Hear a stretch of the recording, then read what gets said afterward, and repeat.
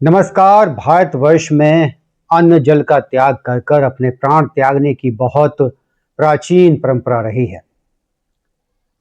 जो व्यक्ति वृद्ध हो जाते थे, बीमार हो जाते थे, सांसारिक मोह माया से जिनका जी ऊब जाता था, वो अन्न जल सब छोड़ देते थे। इसे हमारे जैन धर्म में ज़्यादा तवज्जो दी गई।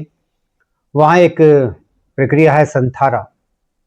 संथारा को लेकर अब भी काफ़ी विवाद होते रहे हैं, लेकिन ये एक प्राचीन परंपरा थी और हमारे देश में न सिर्फ आम लोग, साधु संत, बल्कि बड़े बड़े सम्राट भी इस प्रक्रिया को अपनाकर अपने प्राण त्याग देते थे।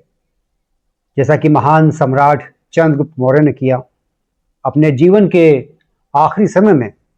जैसा कि बताया जाता है कि उन्होंने जैन धर्म स्वीकार कर लिया था और उन्होंने भी इसी तरीके से अन्न और जल त्याग कर इस नश्वर संसार से विदा ली।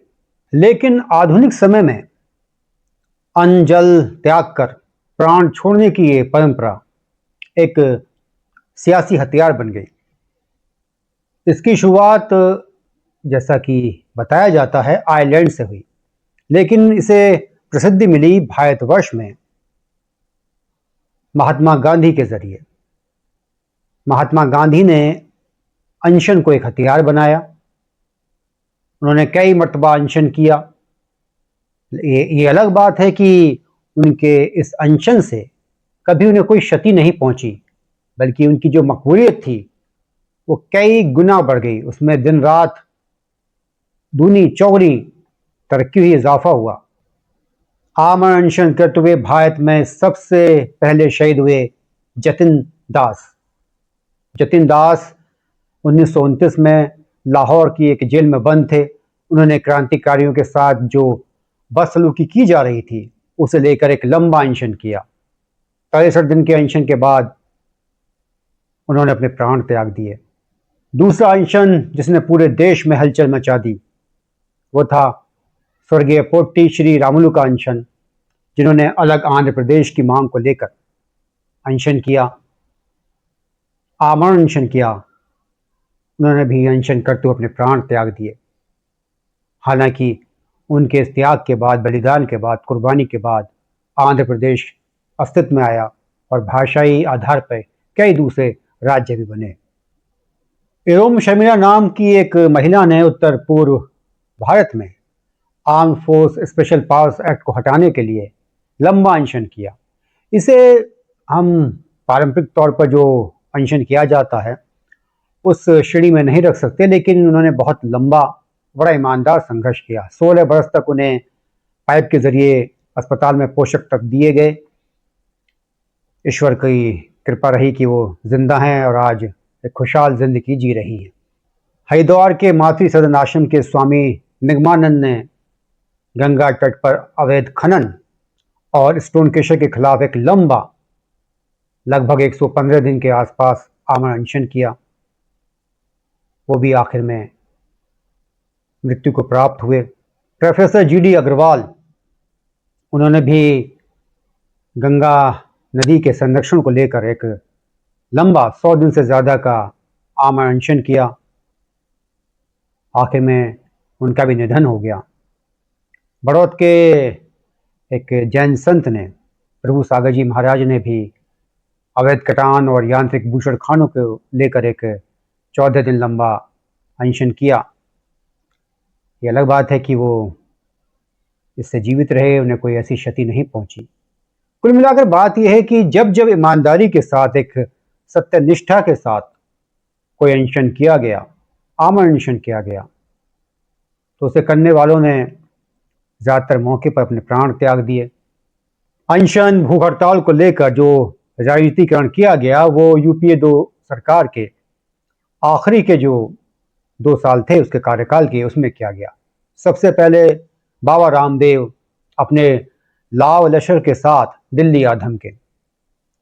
उनके साथ संसाधन थे, बहुत सारे लोग थे। दिन भर बाबा दिल दिया है जान देंगे वतन तेरे लिए गाना गाते रहे, और शाम को उनकी तबीयत खराब होगी, उनको ग्लूकोज चढ़ गया, और उसके बाद वो रात को जनाना सलवार पहनकर भाग निकले। ये एक फ्लॉप शो था। इसके बाद रामलीला मैदान में एक नया खेल हुआ। अरविंद केजरीवाल ने एक पेशेवर अनशनकारी अन्ना हजारे को वहां अनशन पर बिठाया। अन्ना हजारे बहुत सालों से अनशन कर रहे हैं। उन्होंने अनशन कर कर कर महाराष्ट्र में कई नेताओं की बलि ले ली। अन्ना हजारे बाबा रामदेव की तरह नौसिखिए नहीं थे। वो आराम से अनशन पर बैठते थे, किसी से बात नहीं करते थे, लेटे रहते थे। यदा कदा कोई बाइट किसी पत्रकार को दे दी या हल्की फुल्की बातचीत कर ली। बाबा रामदेव ने जिस तरह से दिन भर तमाशा किया, उससे उनकी ऊर्जा खत्म होगी होगी।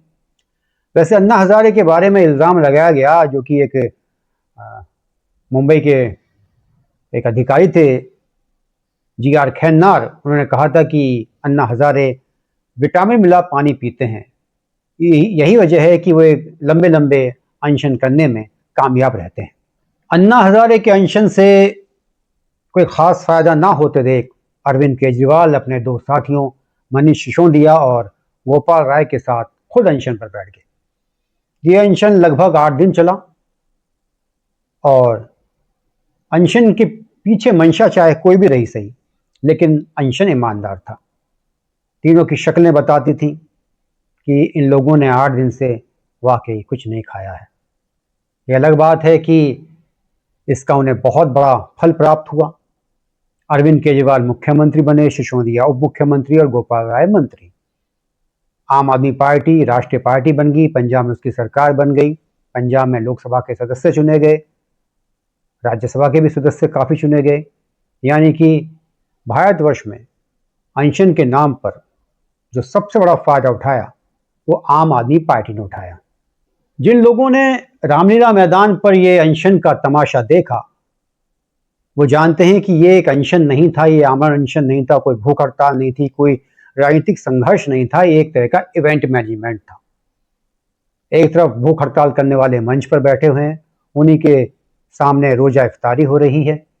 पीछे सैकड़ों हलवाई हजारों लाखों लोगों का खाना बना रहे हैं। कभी मीडिया ने उसे नहीं दिखाया, और एक इवेंट हो गया, एक तमाशा सा बन गया। लोग आ रहे हैं, शेरो शायरी हो रही है, नाच गाना हो रहा है, तमाशा हो रहा है, मिमिक्री हो रही है। दिल्ली और आसपास के इलाके के लोगों के लिए एक पिकनिक स्पॉट बन गया। संडे और सैटरडे को बहुत ज़्यादा भीड़ रहने लगी। लोग अपने परिवार के साथ आए, बच्चों के साथ आए, सब कुछ था। मुफ्त का खाना पीना, तस्वीर खिंचाने का मौका, और अचानक जो हज़ारों पत्रकार पैदा हो गए, उनको बाइट देने का मौका। और ऐसा नहीं है कि इस अनशन के खेल से सिर्फ केजरीवाल और उनके दोस्तों का फ़ायदा हुआ। कुमार विश्वास जो 1000 रुपया कमाते थे, वो लाखों कमाने लगे, चार्टर्ड प्लेन में चलने लगे। किरण बेदी गवर्नर बन गई, VK सिंह मंत्री बन गए। बहुत सारे लोगों को फ़ायदा हुआ। इस बार फिर से जंतर मंतर पर एक अनशन का खेल चल रहा है, जिसे सोनम वांगचुक और कुछ 2-4 लड़के लड़कियां JNU के अंजाम दे रहे हैं। ये अलग बात है कि इस बार इतना ज़बरदस्त जो पीछे से फंडिंग और बजट का खेल था, वो नहीं है, ना कोई बैकिंग है। लेकिन हाँ, तमाशा पूरा है। बहुत सारे लोग आ रहे हैं। बिरयानी, बिस्किट, शरबत, दाल चावल, राजमा चावल, छोले चावल, फल, यानी मेन्यू कार्ड बहुत लंबा है। बोतल बंद पानी की पूरी पेटियां आ रही हैं। और हाँ, इतना ज़रूर है कि इस बार जो मांग है अनशनकारियों की, वो ज़्यादा विस्तृत नहीं है। वो धर्मेंद्र प्रधान जो कैबिनेट मंत्री हैं, उनका इस्तीफा चाहते हैं। लेकिन इस बार के जो अनशनकारी हैं, पहले के मुकाबले, जैसा कि मैंने पहले अर्ज़ किया कि हज़ारे जो हैं वो एक पेशेवर अनशनकारी रहे हैं। लेकिन जब केजरीवाल, सिसोदिया और गोपाल राय ने अनशन किया, तो उनके चेहरे मोहरे बता रहे थे कि लोग वाकई भूखे थे, उन्होंने कुछ नहीं खाया। लेकिन अब जो अनशन कर रहे हैं, उनकी ऊर्जा, उनका बोलने का अंदाज, दिन भर भाषणबाजी करने का अंदाज कहीं से इस बात की तस्दीक नहीं करता कि ये लोग वाकई भूखे हैं। भले ही स्केल छोटा है, लेकिन बाकी सब कुछ पहले जैसा ही है। लड़के लड़कियां आ रहे हैं, समलैंगिकता के जो नायक हैं, गर्विले नायक, वो भी अपनी बातों का इजहार कर रहे हैं। इसके अलावा जो हिंदुस्तान मुखालिफ शेर व शायरी है, बातचीत है, नाम रहेगा अल्लाह का, तमाम बुत तोड़े जाएंगे, और भी सारे लोग आ रहे हैं। बस ये है कि इस बार पहले जैसा स्तर नहीं है, और जो मेन स्ट्रीम मीडिया है उसकी कोई सपोर्ट नहीं है, जैसा कि केजरीवाल और हज़ारे को मिली। इस बार बस जो फितरी तौर पर सरकार मुखालिफ हैं वो लोग आ रहे हैं, या वो यूट्यूबर्स आ रहे हैं जो सोशल मीडिया पर अपने अपने ब्लॉग्स बनाते हैं, वो लोग आ रहे हैं। लेकिन जिस तरीके से पहले के आमरण अनशन को, भूख हड़ताल को, जिस तरह से मेन स्ट्रीम की मीडिया ने सपोर्ट किया, ऐसा इस बार नहीं है। आपके भूखे रहने से किससे फ़र्क पड़ता है? केवल उन लोगों को जो आपके अपने हैं। बाहर के आदमी को क्या फ़र्क पड़ता है? यही वजह है कि मैं उन सरकारों को बहुत अच्छा मानता हूँ, कहीं ना कहीं अंग्रेज़ों को भी अच्छा मानता हूँ, जो अपने खिलाफ प्रदर्शन करने वाले लोगों के भूखे रहने से अखलाकी तौर पर दबाव में आ गए, या तो उनकी मांगे मान ली या ज़बरदस्ती उनका अनशन तोड़वा दिया। वैसे भी आमरण अनशन, भूख हड़ताल, भूखे रहकर दबाव डालने की जो रणनीति है, राजनीति है, वो हिंदुस्तान में ही चलती है, चीन में नहीं चलती। चीन में तो स्टूडेंट्स के ऊपर गोलीबारी कर दी जाती है। मुस्लिम ममालिक तो इन सब बातों से बहुत दूर हैं, वहाँ तो इजाज़त नहीं है इस तरह के किसी प्रदर्शन की।